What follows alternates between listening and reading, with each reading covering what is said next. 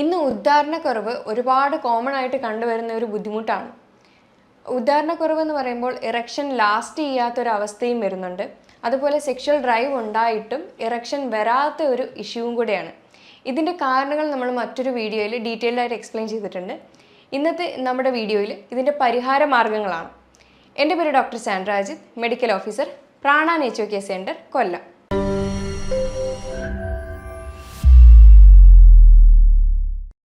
ഇന്ന് ഒരുപാട് പുരുഷന്മാർ ഒരേപോലെ അനുഭവിക്കുന്ന ഒരു ബുദ്ധിമുട്ടാണ് ഉദ്ധാരണ പ്രശ്നം. അപ്പോൾ ആളുകൾ ഇന്ന് അത് ഒരുപാട് പുറത്ത് പറയാണ്ട് അത് ഒരുപാട് നാളിങ്ങനെ കൊണ്ട് നടന്ന് അത് ഫാമിലി ലൈഫിനെ തന്നെ ബാധിക്കുന്നുണ്ട്, ഡിപ്രഷൻ ആവുന്നുണ്ട്, സെൽഫ് എസ്റ്റീമിനെ തന്നെ അത് ബാധിക്കുന്നുണ്ട്. അങ്ങനെ അതിൻ്റെ റൂട്ട് കോസ് എന്താണെന്ന് കണ്ടുപിടിക്കാതെ കുറേ നാൾ കഴിയുമ്പോഴത്തേക്കും അങ്ങനെ പല പ്രശ്നങ്ങളിലേക്കും മാറുന്നുണ്ട്. അപ്പോൾ അതിന് പല കാരണങ്ങളാണുള്ളത്. ഒന്നെങ്കിൽ അത് ഫിസിയോളജിക്കൽ റീസൺ, അല്ലെങ്കിൽ അത് സൈക്കോളജിക്കൽ റീസൺ ആണ്.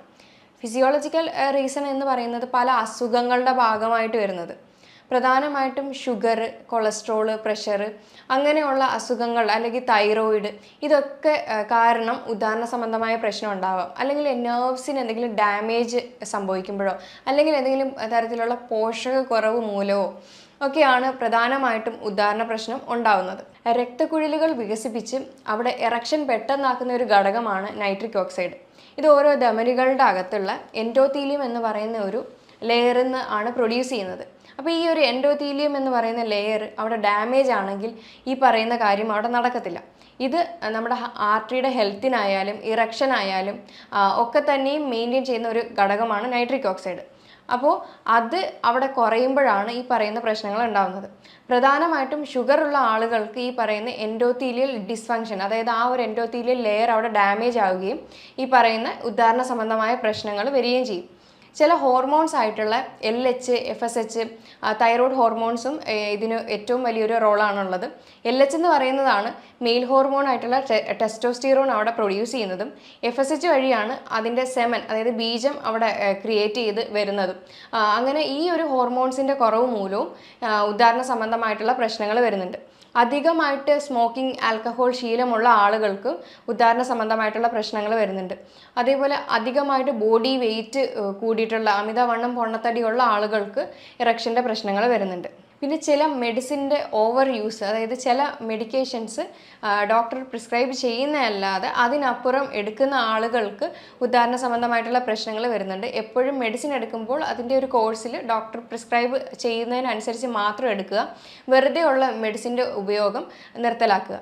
പിന്നെ നെർവ്സിന് എന്തെങ്കിലും ഡാമേജോ കാര്യങ്ങളോ വരികയാണെങ്കിൽ ഉദ്ധാരണ സംബന്ധമായ പ്രശ്നങ്ങൾ വരുന്നുണ്ട്. ഇത്രയാണ് നമ്മൾ ഈ ഫിസിക്കലി പറയുന്ന റീസൺസ്. ഫിസിയോളജിക്കൽ റീസൺസ് അല്ലാതെ സൈക്കോളജിക്കൽ റീസൺസും ഇതിന് പ്രധാനമായിട്ടുള്ള ഒരു കാരണമാണ്. കാരണം ഈ ഒരു ടൈമിൽ ആങ്സൈറ്റി, ടെൻഷനും കാര്യങ്ങളും ഒക്കെ വെച്ചുകൊണ്ട് അതായത് ഉദ്ധാരണം നടക്കുമോ ഇല്ലയോ എന്നുള്ളൊരു തോട്ട് ഉണ്ടെങ്കിൽ ഉറപ്പായിട്ട് അവിടെ ഉദ്ധാരണ ശേഷി കുറവ് തന്നെയായിരിക്കും കാണുന്നത്. കാരണം അത് മൈൻഡ് ബോഡി കണക്ഷൻ എന്ന് പറയുന്നത് അത്രയും വലുതാണ്. അതുകൊണ്ട് സൈക്കോളജിക്കൽ ഫാക്ടേഴ്സ് ഉള്ളവർക്കും ഉദ്ധാരണ ശേഷി കുറയുന്നുണ്ട്. അതുകൊണ്ട് ഇതിൻ്റെ ട്രീറ്റ്മെൻറ്റ്, അതായത് ഇതിൻ്റെ പരിഹാര മാർഗം എന്ന് പറയുന്നത് അതിനനുസരിച്ചായിരിക്കും വർക്കൗട്ട് ആവുക. ഇപ്പോൾ അത് വെയിറ്റ് കൂടിയിട്ടുള്ള പ്രശ്നങ്ങളാണെങ്കിൽ അത് വെയിറ്റിനെ കൺട്രോൾ ചെയ്യുക. ഇനി അതല്ല ഷുഗറിൻ്റെ പ്രശ്നമുള്ളവരാണെങ്കിൽ ആദ്യം ഷുഗറിനെയാണ് കൺട്രോൾ ചെയ്യുക. അല്ലാതെ ഡയറക്റ്റ് പോയി ഉദ്ധാരണ സംബന്ധമായിട്ടുള്ള പ്രശ്നത്തിനെ ട്രീറ്റ് ചെയ്ത് കഴിഞ്ഞാൽ അവിടെ മാറ്റമൊന്നും ഉണ്ടാവത്തില്ല. ഇനി അതല്ല ഞരമ്പ് സംബന്ധമായിട്ടുള്ള ഇഷ്യൂസ് എന്തെങ്കിലും സ്റ്റാർട്ട് ആയിട്ടുണ്ടെങ്കിൽ അപ്പോൾ അതിനെയാണ് ട്രീറ്റ് ചെയ്യേണ്ടത്. അതേപോലെ സ്മോക്കിംഗ്, ആൽക്കഹോൾ അധികമായിട്ട് ഉപയോഗിക്കുന്നവരാണെങ്കിൽ, അതായത് പുകവലിയൊക്കെ ഒന്ന് ഗ്രാജ്വലി അത് സ്റ്റോപ്പ് ചെയ്യാനായിട്ട് ട്രൈ ചെയ്യുക. ഇനി അതല്ലെങ്കിൽ ഈ പറയുന്ന ഉദ്ധാരണ സംബന്ധമായ പ്രശ്നങ്ങൾ മാറാതെ തന്നെ നിൽക്കും. അപ്പം സ്മോക്കിംഗ്, ആൽക്കഹോളൊക്കെ എടുക്കുന്നവരാണെങ്കിൽ അതിൻ്റെ ഉപയോഗം ഗ്രാജ്വലി കുറച്ച് കൊണ്ടുവരിക. ഇനി സൈക്കോളജിക്കൽ ഫാക്ടേഴ്സിൽ നോക്കുകയാണെങ്കിൽ സെക്ഷൽ ഡിസയർ ഉള്ള ഒരാളാണ്, ഉറക്കത്തിന് വലിയ പ്രശ്നമൊന്നുമില്ല, സ്ട്രെസ് അധികം ഇല്ലാത്ത ആണ് എന്നുണ്ടെങ്കിൽ നമുക്ക് ഏറ്റവും കൂടുതലും വർക്കായിട്ടുള്ള ഒരു കാര്യമാണ് അക്യുപ്രഷർ കൊടുക്കുന്ന ഒരു പോയിൻറ്റ്സ്, ഒരു 3 പോയിൻറ്റ്സ് ഉണ്ട്. അപ്പോൾ അത് ചെയ്ത് കഴിഞ്ഞാൽ, ഡെയിലി ബേസിസിൽ അത് ചെയ്ത് കഴിഞ്ഞാൽ ഇറക്ഷൻ്റെ പ്രശ്നം ഒരുപാട് മാറും. അപ്പോൾ എന്തൊക്കെയാണ് ഈ പോയിൻ്റ് എന്ന് വെച്ച് കഴിഞ്ഞാൽ, ആദ്യത്തേത് കിഡ്നി പോയിൻ്റ്, രണ്ടാമത്തേത് ഹാർട്ട് പോയിൻ്റ്, മൂന്നാമത്തേത് സ്പ്ലീൻ. അപ്പോൾ അത് ഏതൊക്കെ പോയിന്റ്സ് ആണെന്നുള്ളത് നമുക്ക് നോക്കാം. അക്യുപ്രഷർ കൊടുക്കേണ്ടതെന്ന് വെച്ച് കഴിഞ്ഞാൽ പ്രഷർ കൊടുക്കുമ്പോൾ മൂന്ന് പോയിന്റാണ് നമുക്കുള്ളത്. ആദ്യത്തേത് K1 എന്ന് പറയുന്ന ഒരു പോയിന്റാണ്. കാലിൻ്റെ അടിഭാഗത്തിൽ ആ ഒരു ജോയിൻ്റ് ആവുന്ന ആ ഒരു ഭാഗമാണ് നമ്മൾ പ്രഷർ കൊടുക്കേണ്ടത്. ഇപ്പോൾ കാലാണെന്ന് വെച്ച് കഴിഞ്ഞാൽ ഇതിപ്പോൾ ആ ഒരു വര രണ്ടും ജോയിൻ ആകുന്ന ഇടത്താണ്. ഇതൊരു എമർജൻസി പോയിൻ്റാണ്. പ്രഷർ കൊടുത്ത് അവിടെ റിലീസ് ചെയ്യുകയാണ് ചെയ്യേണ്ടത്. അങ്ങനെ 1 മിനിറ്റോളം അത് ചെയ്യേണ്ടതാണ്. അത് എമർജൻസി പോയിന്റ് ആയതുകൊണ്ട് ശ്രദ്ധിച്ച് തന്നെ ചെയ്യുക. ഒരുപാട് നേരം പ്രഷർ കൊടുത്തുകൊണ്ടിരിക്കരുത്. അതാണ് K1 എന്ന് പറയുന്ന ഒരു പോയിന്റ്. പിന്നെ രണ്ടാമത്തെ പോയിന്റാണ് ഹാർട്ട് 7, അതായത് ഈ ചെറുവിരൽ തീരുന്ന ആ ഒരു ഭാഗമാണ് ഹാർട്ട് 7 എന്ന് പറയുന്ന പോയിന്റ്. അവിടെയും പ്രഷർ കൊടുത്ത് 1 മിനിറ്റോളം പ്രഷർ കൊടുത്ത് റിലീസ് ചെയ്യാവുന്നതാണ്. പിന്നെ മൂന്നാമത്തെ പോയിന്റാണ് സ്പ്ലീൻ 6 എന്ന് പറയുന്ന ഒരു പോയിന്റ്. അത് നമ്മുടെ ഉള്ളിൽ കാലിൻ്റെ ഉള്ളിലെ ആ ഒരു മീഡിയൽ മെല്ലിയോലസ് എന്ന് പറയുന്ന ആ ഒരു ബോണിൻ്റെ 4 വിരൽ മേലേക്ക് വെച്ച് കഴിഞ്ഞാൽ കിട്ടുന്ന പോയിന്റാണ് SP6 എന്ന് പറയുന്നത്. അതായത് കാലിൻ്റെ ഈ പറയുന്ന ആ ഒരു ബോണ് കാണുന്ന ഉള്ളിലെ ബോണ് കാണുന്നതിൻ്റെ അവിടുന്ന് 4 വിരൽ വെച്ച് കഴിഞ്ഞ് അതിൻ്റെ മേലെ കാണുന്ന പോയിന്റാണ് സ്പ്ലീൻ 6. അവിടെയും പ്രഷർ കൊടുത്ത് റിലീസ് ചെയ്യാവുന്നതാണ്. ഇതാണ് 3 പോയിന്റ്. അപ്പോൾ ഇത് ഡെയിലി ബേസിസിൽ ഓരോ മിനിറ്റ് വെച്ച് പ്രാക്ടീസ് ചെയ്യാം. അത് 2 കാലിലും 2 കൈയിലുമായിട്ട് ചെയ്ത് കഴിഞ്ഞാൽ മൊത്തത്തിൽ 6 മിനിറ്റ് ഡെയിലി ബേസിസിൽ പ്രാക്ടീസ് ചെയ്യാവുന്നതാണ്.